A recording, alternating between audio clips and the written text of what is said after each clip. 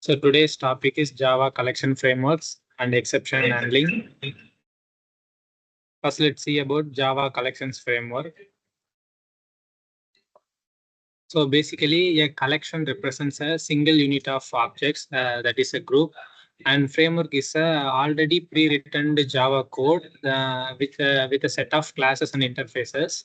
So a Java collection framework is an already pre-built Java code that consists of set of interfaces and classes to implement various data structures and algorithms.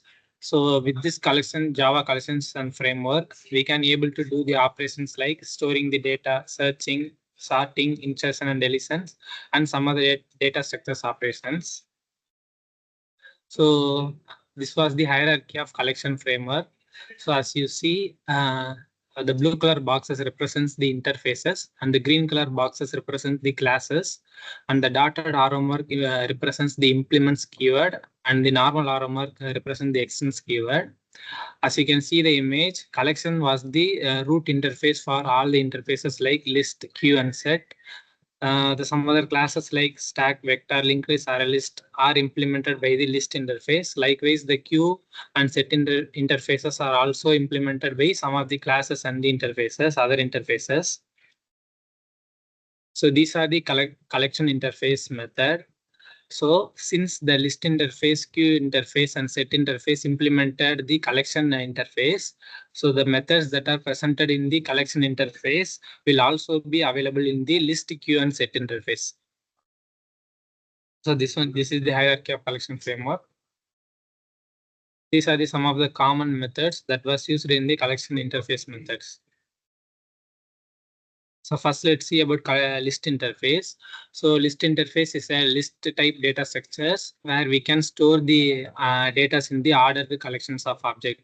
It may have duplicate values, and the classes like array list, linked list, vector, and stacks are implemented by these list interfaces. So the methods presented in the list interfaces like add, all, size, clear, remove, get, set. So these methods are present in list interfaces.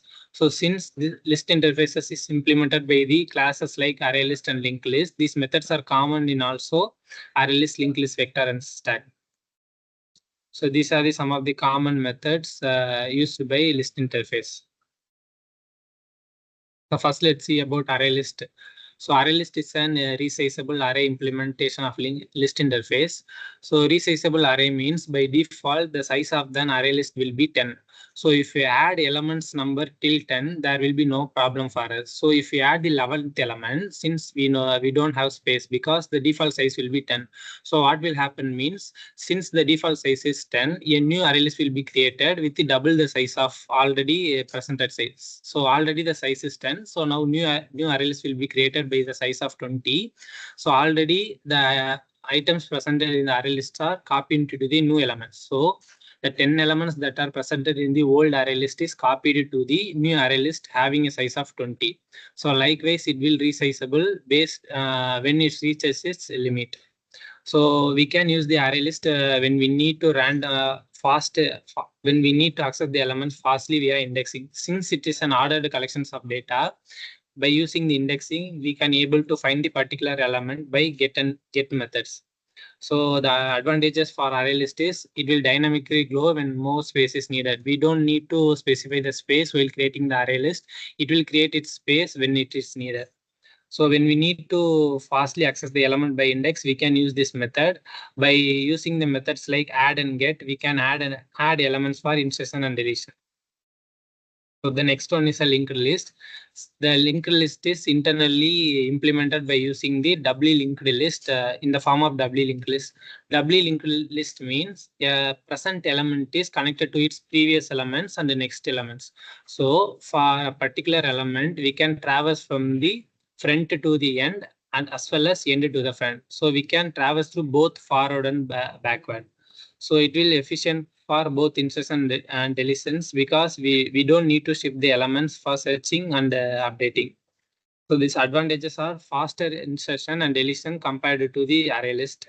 So when we have to use linked list means when the frequent insertion and deletions are required for a particular operations, we prefer linked list more than array list.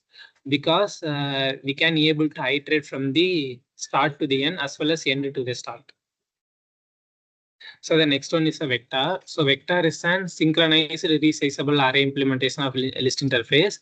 So synchronized means in programs there are some resources that are being shared by one or two processes. So in a program there may be two processes running parallelly. Both the processes are able to access the single resources.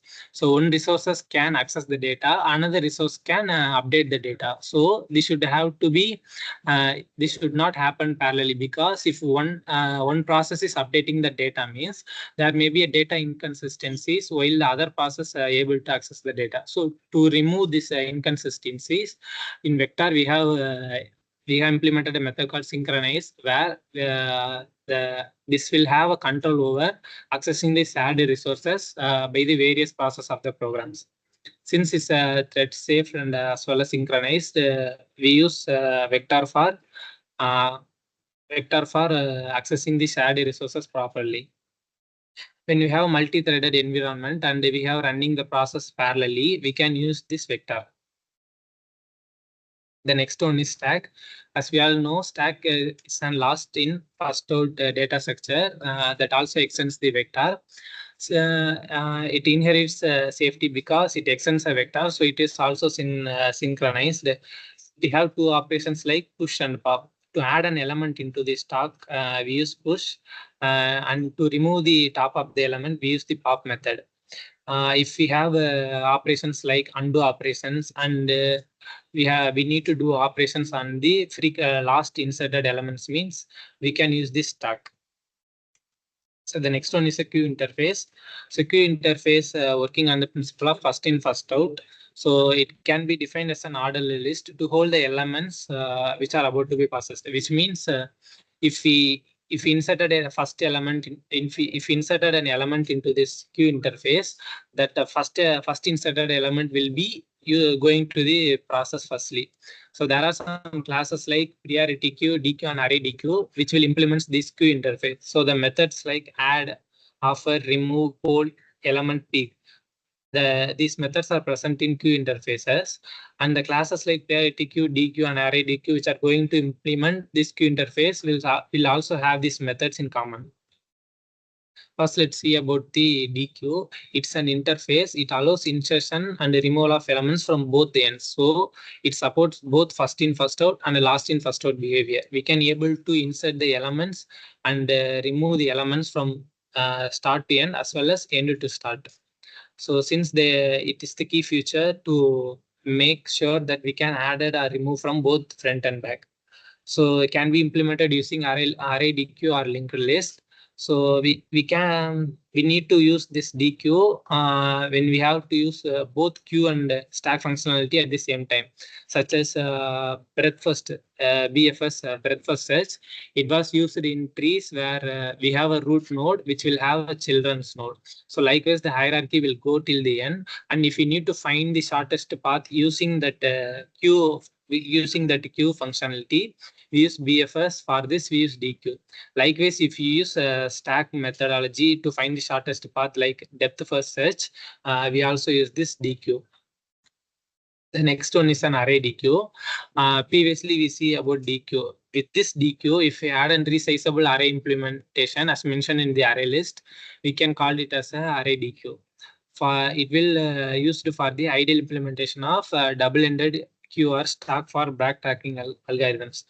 Backtracking algorithm means for a particular program, if we have 10 steps like, so till fifth step we done correctly for the program process, and the sixth step that we are doing wrong means we should have come back to the fifth step as normally. This will called as backtracking. For these backtracking algorithms, array DQ is mostly used.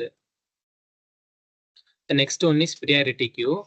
So priority queue, in priority queue, the elements are based on the ordered based, not on the natural ordering or custom comparator, which means we can add the element as we can want, but the priority to process the element was based on that we mentioned. So it will commonly used on task scheduling and algorithms like Dijkstra shortest path algorithms, which means we may have many tasks in our program, but we need some other task to give the priority. For this type of operations, we use priority queue. The next one is set interface. The set interface also extends the collection interface. So in set interface, the elements are arranged in an unordered set of elements so that it does not allow the duplicate elements to store in the set interface, and also null values not able to inserted in this set interface. So set interface is implemented by the classes like hashset, linked hashset, and treeset. So the methods that are presented in set interfaces like add, clear, contains, is empty will also be presented in hashset, linked hashset, and treeset. So these are the some of the common methods used in set interface. So let's see about hashset. So hashset is also an implementation of set interface, and it uses the hash tables to store the elements, which means whether storing the element, it will store as the key value pair. So if we store an element for a particular value that we are storing, we will have a certain key to access the element. So the basic operations like add, remove, and contains, we will get in the constant performance of base. We will get the constant time performance. So as the size of the number increases, we don't have the time complexity since it provides the constant time performance. Since it is an unordered collection of elements, it does not allow duplicate elements to inserted. So it will suitable for the applications when we need uniqueness. For example, if we need a student ID and some of the IDs that have to be unique across all over IDs, we have to use these kind of hashets. The next one is a linked hashet. It is also stored in a form of hash table with the linked list implementation. So before that, we have seen that hashet does not maintain any orders, but the linked hashet will maintain the order as well as uniqueness at the same time. So it will ideal for the cases when we need the order, and the order of elements is important as well as uniqueness is important. So when both meet the requirement, we need to use the linked hashet. The next one is sorted set. The sorted set, we have elements arranged in order, but this will have to be sorted based on some conditions. Means we have to use the sorted set. So it provides the methods like first, last, and head elements to access the elements that are stored in the sorted set. So it will be useful in the scenarios like we need to store the data as well as we have to maintain the leaderboard. We have to sort the leaderboard. So in leaderboard, we will get the low score at first and high score at last. Some algorithms that means. So we need to use the sorted set. Tree set is also the implementation of sorted set interfaces. It uses the red-black tree structure. Element and the child element or the leaf nodes will have the null elements. This is the inner implementation in Java, and it will implement the tree structure. So it's ideal for applications requiring both sorted order and uniqueness. In the previous, we see the sorted set. So if some other applications which we need to use the sort set.